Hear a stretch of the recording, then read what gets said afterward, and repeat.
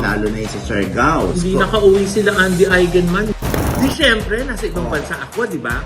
Tapos, naghubad. Tas ang laki ng tutoy, talaga. Oh my God, kaya sabihin ni Angelica yun. Ang laswan naman ni Angelica panganiban. Ay naku, Angelica, napaka-OA mo. Overprotected itong si Regine para sa kanyang anak. Kasi nga, yung anak ni Regine at ni Ogie ginagamit. Ito namang si Regine, gusto ng privacy para sa anak pero may YouTube account yung bata. Si Alan Kay na ba at si Aaron Villena? Mga ka-update, ito po ang inyong mga lingkod. Ito pa si Mama Loy! Hoy, Diyos ng Papa! At ito naman po si Papa o si Mama GB. Ano pa nga ba ang lagi niyong inihirit sa amin? Ay! Chika mo na! Dali! Ay, Diyos ko po ha, ingat-ingat po tayo ha. Yes! Lalo yung nasa Vismin o Visayas and Mindanao dahil talagang sobrang naapektuhan ito ng bagyong Odette. Yes! Oo, maganda rin na ngayon ay napapanahon na magsibaba ang mga gustong tumakbo, ang gustong magpakilala dahil nalalapit ng eleksyon. Maniwala ka, kung tapos na eleksyon, Diyos ko po, mas makikilala mo ang mga nagsipagwagi. Kaya sa mga panahon nito, no, Diyos ko, tingnan natin kung sino mga bababa para personal na daluhan, na makidalamhati sa ating mga kababayan na naapektuhan ng bagyong Odette. Yes! Oo, lalo na yung sa Siargao. Oo! Diyos Hindi ko. nakauwi sila Andy Eigenman, na Correct! Hindi nakauwi si na Andy Eigenman. Kumbaga timing na nagbabakasyon dito para dalawin si Jane or si Jacqueline Jose. Yes. Oo. Tapos, dapat paalis na sila. Kaya lang, syempre, na-postpone o na-cancel yung flight ng Manila Siargao. Kaya si Miss Jane or si Jacqueline ay pinatuloy muna niya sa kanyang bahay sa Laguna ang pamilya ni Andy. Ganon. Ang daming mga kabahayan ang mga nasa lantang. Yes. Oo, siyempre pag sinabing Siargao, nakadikit yan sa pangalan ni Andy at ni Philmar. Yes. Diba? Yung kanilang bahay ay hindi naman na apektuhan, pero yung kanilang mga pananim, Ay. talagang yun ang nasa lanta.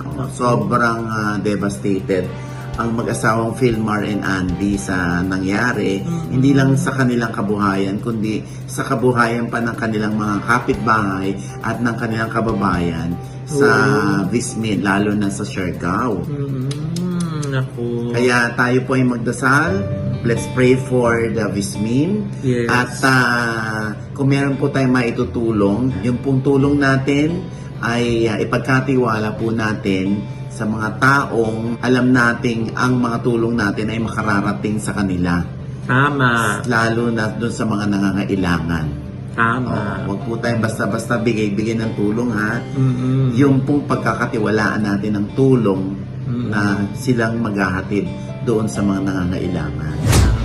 Siyempre, dahil dito po sa OGDS Showbiz Update, Yes. ay kami po ay nag-decide ni Mama Loy na magtutulong din po kami sa mga nasa lanta. Magbibigay po kami ng certain amount na hindi na dapat pang banggitin, di ba? Yan po ibibigay namin. At ito, OG, saan mo ipadadala? Inidiretso mo na ba doon sa kanila? Ay, hindi. Di ba sabi ko nga, ipagkakatiwala natin sa taong alam natin na yung tulong natin ay makakarating talaga doon sa mga nangangailangan nating kababayan. So, yan ay dadalhin natin sa tanggapan ng OVP. Ang Office of the Vice President. Correct. Yes. Dahil talaga namang lahat ay nakakarating talaga doon. Naku, na baka sabihin nila, may kulay politika na naman tong pagtulong natin. Pag ayaw naman talaga nila si Lenny, may kuling politika talaga. Ay, sa bagay. Di ba? Ganun lang naman yun. Kaya doon natin ipararating. Ay, importante po ha. Kung yun ang po iisipin ninyo, wala naman pong problema. Opo. Okay. At least kami po ay may maitutulong. At sana kayo din, hindi ba? Kesa magkukukuda yung iba dyan. Di ba? May mangyaring kumilos din kayo at bumunot din sa inyong bulsa at magbigay ng tulong. Tama. Di ba? Ganun lang yun. Paano na yun, Nay? Nandun si VP Lenny sa Bohol ngayon. Oh, ako, nauna siya? Andun siya eh. Nauna na pala si VP Lenny. Lagi naman yata sa nauuna. Ha? Oo. So, hindi. Meron tayong kakilala mula sa OVP. Ay, Ipahatid na lang natin yung tama. tulong natin sa kanila. At sana kayo rin, di ba? Yung po mga kababayan natin ang nais tumulong. Kahit hindi po sa OVP ninyo idiretso yan, pwedeng sa iba na gusto nyong pagkatiwalaan or mas pinagkakatiwalaan nyo, okay lang po na doon ninyo ibigay ang inyong share. Yes. Okay. At speaking of pagtulong, naku pa, minalaala na naman ako nung bagyong Undoy. Oh. Nangyari? Ang tatay, pinipilit ang inay na makipagsiping. Oh, Gusto Ayaw na- pagbigyan ng inay. nung may bagyo? Ang ate naman. Syempre malamig naman nung araw na yun. Syempre talaga inviting yung weather. Oo nga. Ayaw nga ng inay, nakakahiyada. Ano nakakaya? Ilan na ba kayong anak niya? 10! O, isang po palaki ngayon panahiya ang nanay mo. Kaya nga. Yun na nga, ayaw pumayag ng inay. Sabi ng tatay, pagbigyan mo na ako ngayon na, bigla ayaw ba? Sabi ng inay, asawa ko, lagi naman kitang pinagbibigyan. Bigyan mo naman ako ng kahihiyan. Huwag naman dito sa evacuation center. Yun naman kasasagan nga naman ng bagyo. At nakauulok ang tatay. Ay malamig daw, kaya daw pagbigyan na. Eh, sinay naman, eh, huwag naman daw. Huwag naman doon sa evacuation. Oo nga, no. Dami-dami. Ang daming tao, baka daw makita pa ng iba kung parang tinitira ang inay. Aloka yung tatay mo. Oo, parang si Angelica Panganiban, aloka din kami. Ay! Oo nga, yung Ano, kanyang ano Tinder mo? Ano experience. experience ang ito, Loy? Ayun nga, nung nandun daw siya sa abroad, syempre, nag-Tinder daw si ate girl. Oo. Tapos nakipag-meet siya dun sa isang foreigner. Aha. So nung nasa kwarto na daw sila, naloka ang lola mo! Dahil daw ang laki daw ng junjun ng foreigner! Oh my God. Eto na yung nasa sulat! Basa. Sinabi, Eto wala. Parang si Brenda na po. Ba't ang akakurado nyo?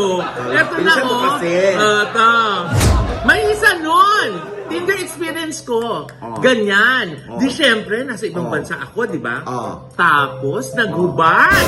Oh. Tas ang laki ng tutoy, talaga. Ang laki talaga ng tutoy.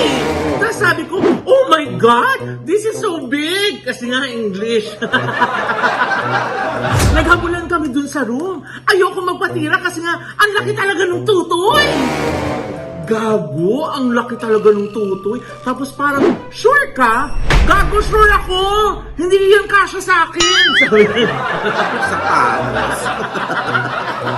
Sabi ni Direk Antoinette Cadaone, kasi nga sa Spotify sila, grabe ka naman, para namang in-underestimate mo yung ano mo. Sabi ni Angelica, hindi! Malaki talaga yung tutoy! Kaya nung nakita ko talaga doon, sabi ko, ay! May ganyan pa pala! Ang laki ng tutoy! In English, syempre, sabi ko, your dick is so big! Sabi niya gano'n. Tapos, lalong namaga yung tutoy talaga nung sinabi ko yun. Parang lalong nang gigil. May ilalaki pa pala yung tutoy. Puro tutoy yun. Nalala ko yung tutoy ng tatay mo. Nakakaloka, no? Experience ni Angelica. Inay, ba't inaalaw yung mga ganitong mga usapan pag sa mga live na Ay, wala kang magagawa. Kung feeling ng mga nasa online news, ito'y magbabiral pag ito'y kanilang isinulat at nabasa ng mga netizen. Gagawin talaga nila. Oo, kasi iba kasi yung at as parang bilang manunulat din ako ha. Kasi talagang catchy. Yung headline pag ganyan ang sinabi ng isang babae na napaka-unique ng kanyang impresyon doon sa ng lalaki. Diba? So, wala. Kung mamanang-manang yan, hindi masyadong magbabiral yan. Alam mo naman, diba? Yeah. Parang ang mga marites yan, mas gusto nila yung hindi nakakaayos. Yung araw-araw na lang gusto nila mag-aaway. Oo, saka na kayo magbati, interesado kami doon sa teleserye ng pag-aaway nyo. Ganon. Ganito rin dito. Eh, syempre si Angelica Panganiban, yan, isang artista ang nagsalita na, oh my God, kaya sabihin ni Angelica yon, kaya ikwento ni Angelica Panganiban yung ganon. Ang laswan naman ni Angelica Panganiban, ganon yung mga tao, di ba?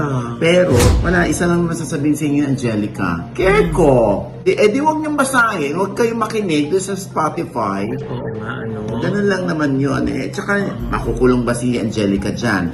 Hindi naman. Ang point dito, kung ang anak ninyo nababasa yan, di kayong makipagtuos sa anak ninyo. Pero dahil sa tingin mo, ano kaya to? Isang gimmick nila para dun sa kanilang show na The Kank Show na medyo may pagka-sexy din yung tema? Ako sa totoo lang, sabi ko nga sa inyo, more than 30 years na ako in the business. At alam ko na pasikot-sikot dito, no? At alam ko na rin ang likaw ng bituka, ng mga producers, pagdating sa pagpopromote ng kanilang mga pelikula, no? At alam ko na rin kung ano itinuturo ng mga publicists, ng mga gumagawa ng promo, at kung paano gumimik, yung mga ganyan. Alam ko na rin yan. At lalo na ngayong merong pelikula si Angelica na parang ganito rin ang tema, hindi ba? Parang movie series parang gano'n. Oo. So feeling ko, kung gimmick ito, no comment. Ang ganda ng latak Tutok na tutok ako pa yung sasabihin mo Feeling ko, exage. Feeling ko lang naman na. Parang overboard. Oo. Exage yung, hindi dahil lumampas sa kanyang pagkababae si Angelica, hindi yun Feeling ko, exage yung kwento. Pero, sabi ko nga, kung totoong nangyari yun kay Angelica, kwento ni Angelica yan. Yes. Tayo nag-i-opinion lang Hindi naman, wala naman tayo dun sa place ni Angelica Tama. Siya nakapagkwento ng ganun Pero ano mas matimbang? Totoo ba to o gimmick? Paulit-ulit na lang ang ending nito. Ako yan. Sinabi ko, gimmick. Hindi naman basta na, feeling ko lang naman, medyo may pagka-exage. Pero, kung gimmick man ito, nagwagi sila. Nagwagi sila. Kasi nga napag-usapan. Sabihin mo ng weird o sabihin mo ng negative pa yung opinion nila doon sa statement ni Angelica. Still, at the end of the day, naka-apekto yung Spotify na yon, yung interview na yun ni Angelica kay Direk Tonet Hadaone sa publiko. Magsisimula na yung kanilang show ngayong December 18. Pwede natin tapusin. Hindi na. Huwag na agad. Sa tingin mo ba na, syempre, ito medyo out of the box itong topic, itong tema nila na ganito. Sa lipunan nating konserbatibo, sa tingin mo, paano tatangkilikin yung ganyang klase na na palabas? Depende. Ako nagsasalita bilang kunwari ako yung conservative. Siyempre sasabihin ko sana wag. Diba? Pero kung liberal-minded ako, go lang. Basta at the end of the day, gusto mo yun? Yes. At the end of the day, alam mo lang kung ano yung tama. At mali. Alam mo lang kung ano yung sobra at sapat. Doon sa napapanood mo. Kailangan lang talaga ng isang malawakang pag-aanalisa ng napapanood mo. Yung bang napapanood mo ay nakapagbukas ng isip mo.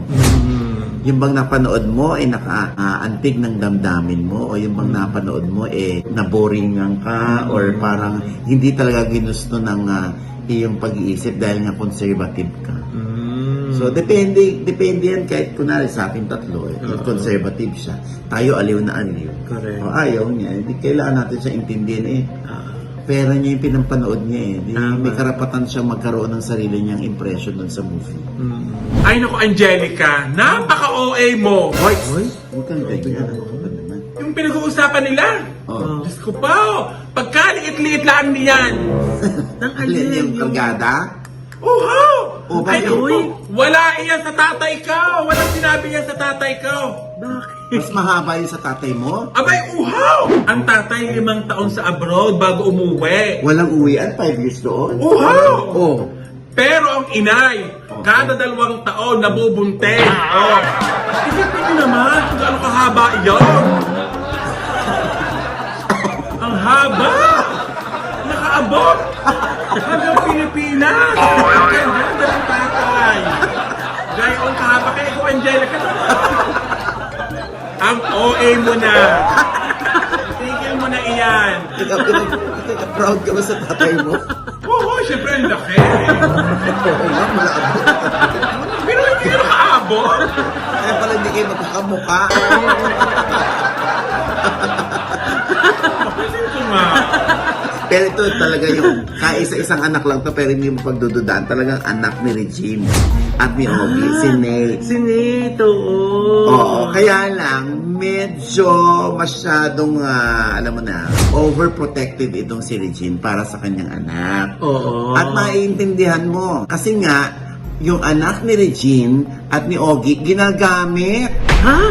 Sa TikTok, ginagawa ng username. Ay, Ginagamit oo. yung name ni Nate. Oo. Di ba? Maging sa IG. Oo. Ginagamit yung pangalan ng kanyang anak. Mga fake accounts. Fake accounts. Oo, nasusulat yan, Nay. Ano sabi ba ni Regine dyan? Eto, Nay. Pasa?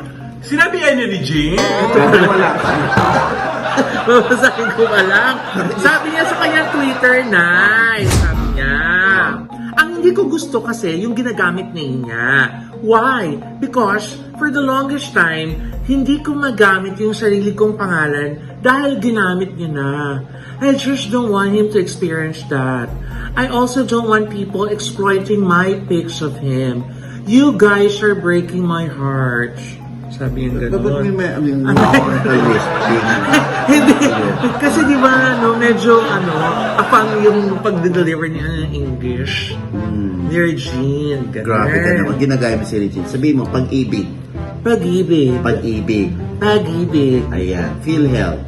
PhilHealth. SSS. SSS.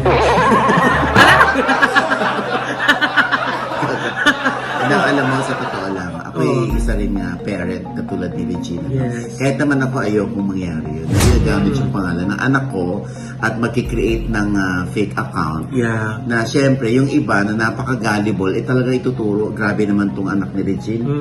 Tapos, walang kamuhang-muhang yung bata. Siya Yes. na pala yung nag-tweet, siya na pala yung nag-post. Pero syempre, yung iba, marami rin sinasabi. Oo. Diba? Ano sinasabi nila? Sabi na yun ng iba, ito namang si Regine, gusto ng privacy para sa anak pero may YouTube account yung bata. Sabing gano'n. Ano sinabi ni Regine? Eto na yun, nasusulat ang sagot niya. May sagot agad, diba? Basa. O yun naman pala, tama ka Regine. wala pa. Online comment.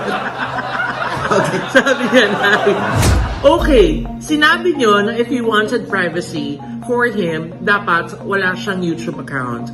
The point is, that account is he asks us if he can have one, plus we have a group of people producing them. Most of all, it's with our supervision, okay? That's his, not someone using his name and stealing my pics. Sabi gano'n. Ay, Munti ko na hindi maintindihan.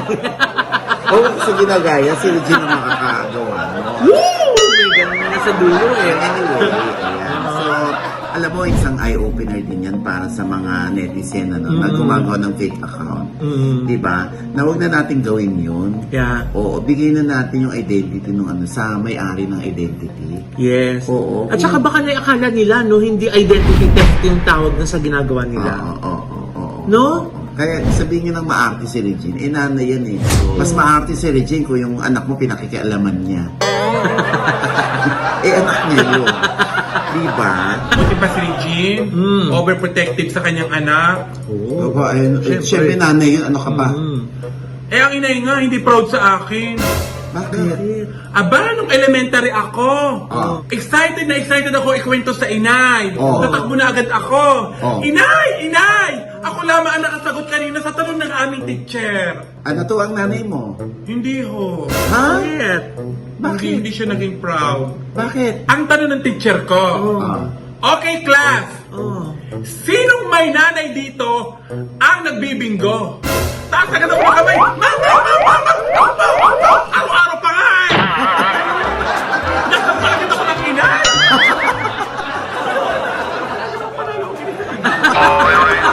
Siyempre, di mo commercial ka talaga.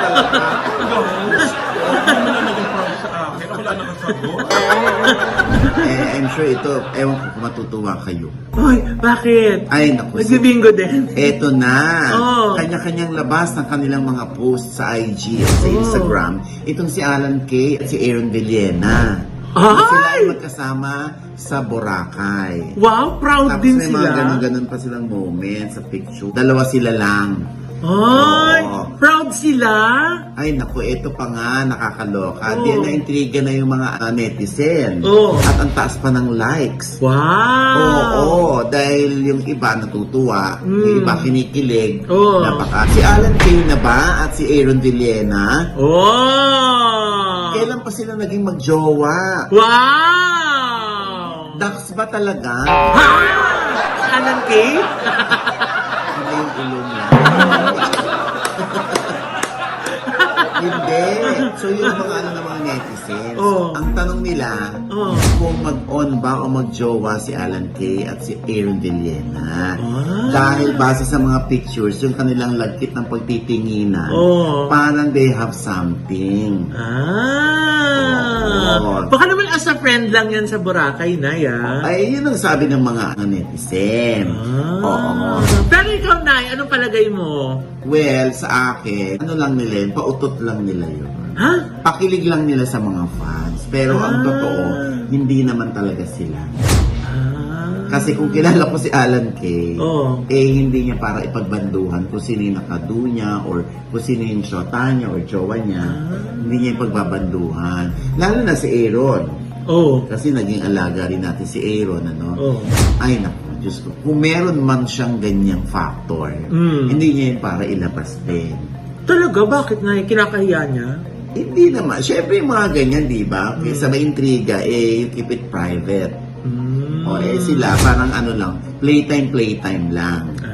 O, ito na nga. Oh. Parang series ito yung kanilang mga pictures. Ito na, ayan na,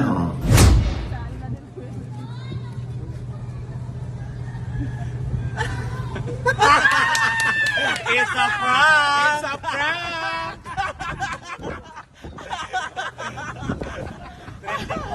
It's a prank! Oh my gosh, Yan, sayang. Pwede naman totohanin eh. Oo. Kawawa naman na yung mga humopya na sana nga sila na. O, ewan na, ganyan talaga. Hayaan na natin, ano. Basta, kasi nakita lang naman sila sa sa Boracay. Hindi sila magkasama. Nauna si Alan Kay dahil na humingi siya ng bakasyon mula sa Itbulaga na 1 week siyang magbobora. Yung parang gusto niyang gawin niya yung birthday vacation. Okay. Nakasama niya din na si RJ. So, dalawa lang sila. Napunta sila sa Henan Resort. Oh. Nandun din si Aaron. Oo, dahil favorite din ni Aaron yung Henan Yes, kasi sa Bohol doon din siya eh. Correct. Oh. Ayun. So, pero iba rin yung grupo ni Aaron nakasama niya. Oo. So, since andun na rin naman sila, nakikita sila palagi. Ayun, parang pinaglaruan na lang nila yung kanilang mga pakit-pakit nila na sineryoso naman ang iba. Ang importante, sila ay magkaibigan lang pala. Kaibigan lang pala. Napawi ang aking pangangamba. Aking nadarama, ngayon'y pag-asa na. Pagkat siya ay kaibigan lang pala. Kayak naman.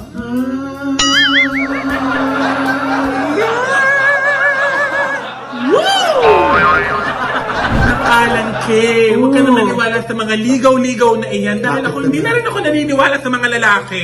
Bakit? Ang nega mo naman. Hindi naman lahat pare-pareho yung lalaki. Ano ka ba? Oo Ay, nga. ganyan-ganyan ang naging boyfriend ko. Oo. Sabi ko sa kanya, baby, pag namatay ako, ipamamana ko sa iyo ang aking 3 milyon sa bangko.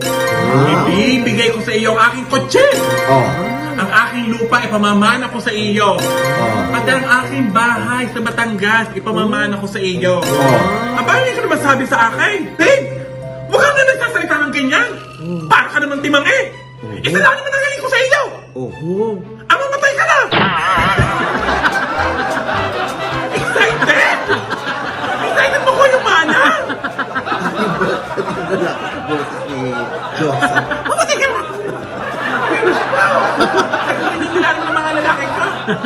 Ewan na, ayaw ko na magka-boyfriend. So, at least naniwala siya meron ka 3 million. Ibahit ka. May kotse ka.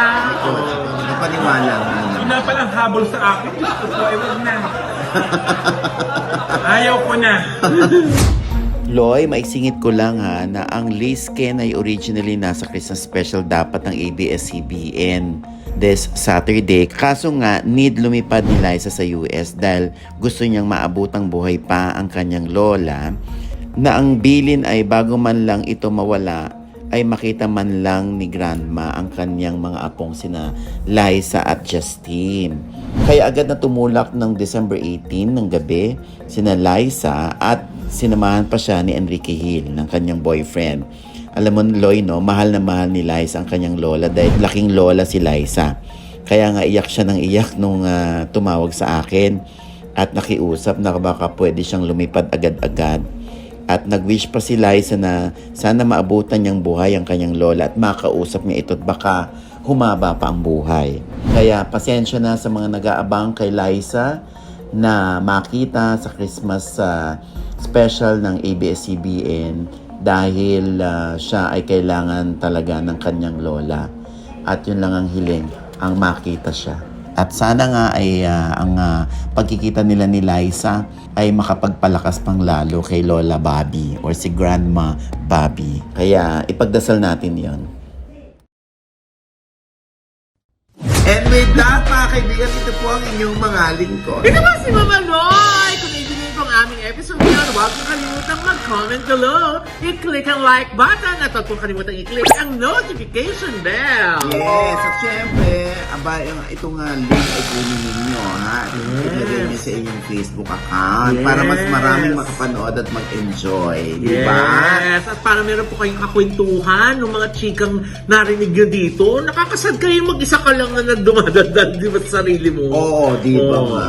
At syempre pa, kanya-kanya naming channel. Yes, sana po mag-subscribe din po kayo sa channel ko. Meron po akong channel that's Mamaloy, M-A-M-A-L-O-I.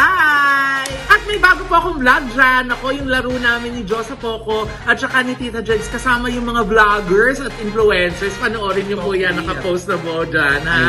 Ayan, Josa. At ayun, i-subscribe niyo din po ang aking YouTube channel. Ayan, dahil mapapanood niyo naman diyan ang bago kong vlog, ang behind the scene ng Yes. showbiz update namin, kung ano ang nangyayari, kung paano kami uma-attitude pagkatapos ng Taping na. pagbabalita namin. Grabe sa mga attitude. Oo nga. At syempre, naku, maraming salamat doon sa mga nakagusto at napakataas ng views ng ating panayam. Ang one-on-one ko with Small Laude. Yes. Ayan. At abangan ninyo ang susunod kung sino hindi ko nasasabihin. Ay, sino? Hindi pa. Ito naman eh. Maraming salamat sa Takoyaki by Joel Cruz na ang makasarap ng kanyang milk tea at ng takoyaki. Wow. Ayan, napakasarap. I-try nyo dyan. Ay, At super. Open din sila for franchising. Yeah. In fairness, napakasarap. Yes. At very affordable Diyosa. yung franchise nila na. Oo. At syempre pa, ito po yung lingkod, Papa Osin OG Diaz na lagi nagsasabi at nagpapaalala sa inyo na sa tuwing gigising po tayo, tuwing umaga, huwag na huwag po tayong makakalimot na magpasalamat sa Panginoon dahil tayo kanyang gising. Ibig sabihin, may mission pa rin po tayo sa buhay, sabay sabing Every gising is a blessing! Pangama, lagi niyong hihilip sa amin. Hindi ka mo na! Dali! Alam mo, bugbog na sa iyo yung mga magulang mo. No, Oo nga. Oo, Hindi alam mo, naman baka, mo. Diyos ko, baka iwan ka niyan, baka palayasin ka nila. Itakwil Hindi naman ka na. totoo. Di tunay nga ako ang mga kinukwento ko sa inyo. Talaga? Tanda-tanda ko pa nga nung maghiwalay sila. Ano, naghiwalay sila? Oo, maghihiwalay sila noon. Sabi ng tatay ko, maghiwalay na tayo! Oo. Sabi ng inay, ay sige! Ako pa ang tinakot mo! Oo. Sabi ng tatay ko, sige! Hatiin natin ang ating mga anak! Oh. Aba, ang kinuha ng tatay, lahat ng siyam kong magkakapatid. Siyam, sa tatay Ako mo. ang iniwan. Ba't ka iniwan? Aba, ewan ko ho, ang pinili yung siyam. Kaya nagalit ang inay. Oo. Aba! Ang talaga ang pinili pa yung hindi kanya.